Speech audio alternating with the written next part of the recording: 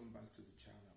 It's your boy Johnson right here. So today I want us to talk about business. So if you are a business person, let's say you buy and sell, or you are just out there doing your normal business stuff, or you are planning to get into business.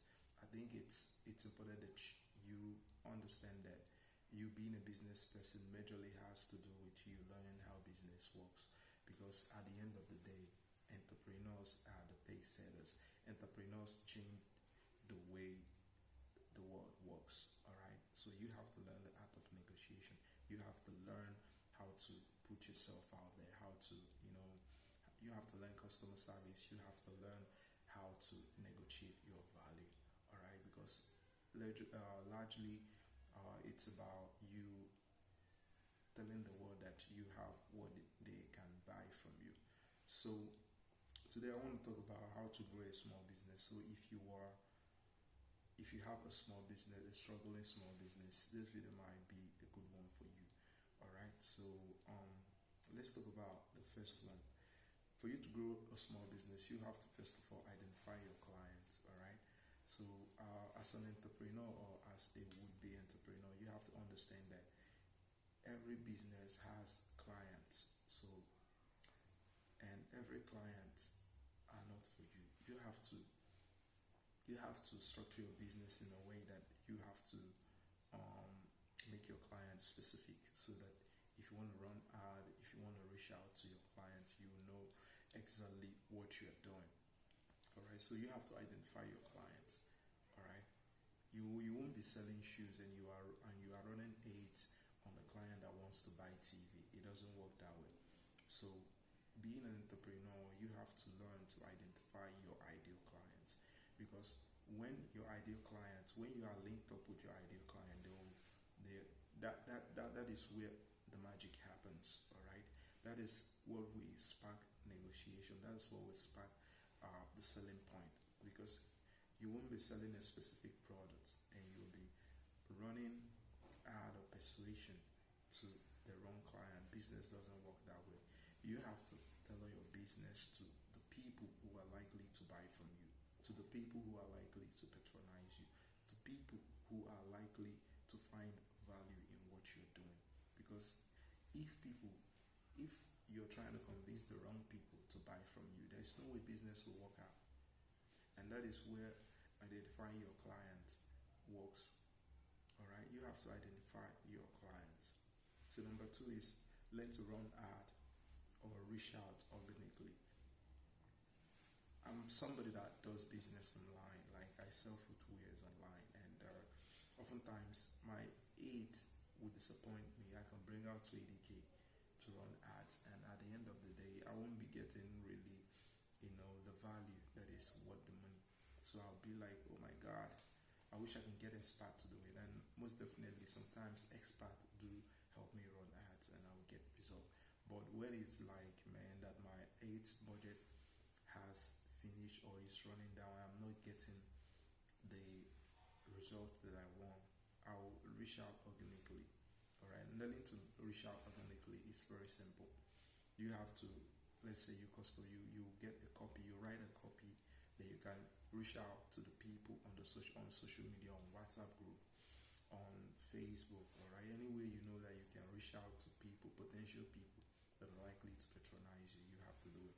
So learning to run ad is actually an effective way for you to go about doing your stuff, because at the end of the day, you have to learn to run ad. You have to know what Facebook ad manager is. You need to learn what this Facebook business manager is. You have to learn how to see your progress. You need to know how to use Facebook ad library, to know your competitors, to know what they are doing differently, so that you can target differently and get a wide favorable results. You have to learn all these things, all right?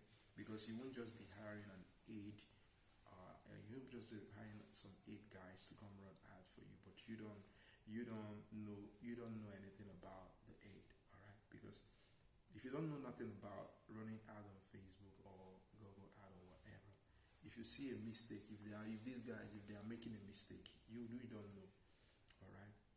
you won't be in a position to correct them if they are making a mistake, or you won't give them suggestion on what actually worked for you.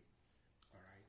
Just like now, if I'm to hire a Facebook ad expert, I already know what works for me in the past, and I will kind of give them clue that when I run ad, this actually worked for me. Then they will be like, okay, I think we will implement a bit of that strategy with the ones we have, and you will see boom, good results. So you have to learn to run ad or reach out organically. These things are the things that you can learn on your own. You don't have to break the bank for it. What you need is the right mentorship, dedication, and full concentration. You will learn how to do this thing. Now, number 3 is understand you are not just selling. You are fulfilling a need. This is a big one. You know, many of us think that we are just out there selling products. We're not just out there selling product. We are fulfilling a need, because at the end of the day, it's about fulfilling a purpose. It's about, you know, trying to help somebody get a product that will help them. All right. That is why I basically deal on quality products. All right. Deal on quality products, something that is reusable. All right. So you are not just selling a product. You have to change your mind for selling a product to fulfilling a need. All right. As a seller, as an entrepreneur, you are fulfilling a purpose. All right. You're not just selling. All right. Selling is a wild game. All right. We try to retain our customers. We try to keep our customers coming, because at the end of the day, it's about fulfilling a purpose. It's about fulfilling a need. All right. So you have to structure your business or what you are selling in a way that you are not just selling products. You are fulfilling purpose. You are fulfilling a need. You are trying to, you are trying to create a change in people's life. You are trying to, build trust. All right.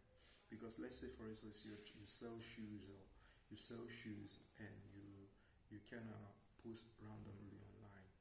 Sure, you have a few couple customers, they will come and patronize you. But let's say when you are selling shoes, you were giving advice on these shoes, the texture, the features, the clothes that the shoe will be good with.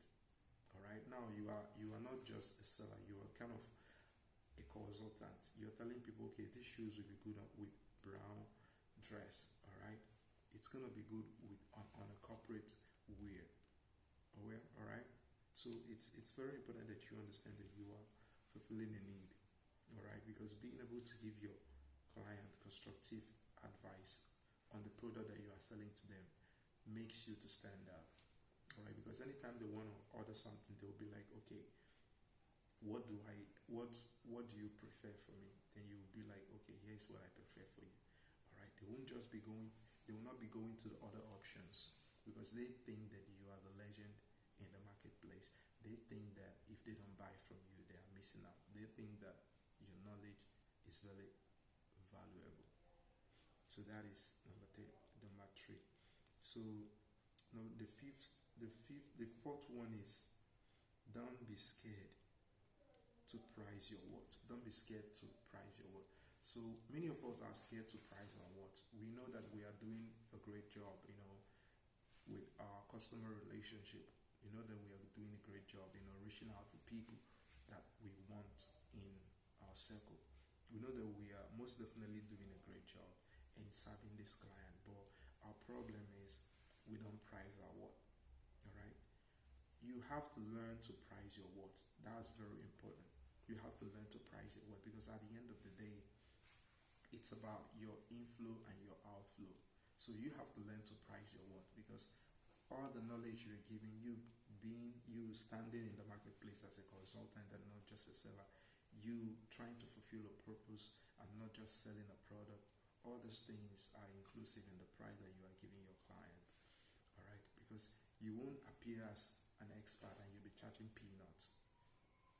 It's gonna counter your knowledge. It's gonna counter your perception. All right. Because at the end of the day, price is a perception. Price is about brand, and price is a perception. All right. There are cars that are sold for $15 million. Do you think that these cars that they actually worth it? Sure, they actually worth it, because the person who is selling the car was able to convince you. He was able to convince you but the car was just a piece of metal, just like other cars. But the thing is that there are inclusive features that wouldn't even break the bank for you to get, but they will price it so high that makes it exclusive. So what am I trying to say? You have to learn to price your worth. At the end of the day, your worth is in your price. All right, you have to learn to price your worth. Whatever you are selling, whether you are selling perfumes, whether you are selling shoes, whether you are dealing online, whether you are selling clothes, whether you are a car dealer, whether you are a ship dealer, whether you are a luxury seller, whether you are a real estate seller, whether you are into real estate, whatever, or land banking or finance, you have to learn to price your worth. You have to learn to negotiate your worth. All right, because those people pricing millions and those people pricing millions and huge figures. It's not that they do much, but the way their price give them a perception in the marketplace. Now, I'm not saying that you should price too high.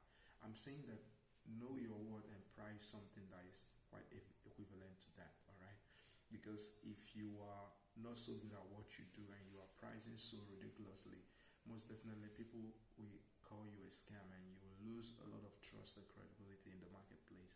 But if you know definitely what you're doing, people will be most willing to pay you what you are worth. So number 5 is give tip on royal clients. Give tips for royal clients, or let me put it that way. So those clients that you have that always come back to you, all right? Those that always want to do business with you. Don't forget to give tips, all right? You have to learn to give them tips. Try to level the ball game for them, all right? So that they will be like, oh my God, I'm getting the most value right here. Because selling is basically how you make people feel. Selling is basically how you make people feel. You just don't do shit on your own or try to boycott the process.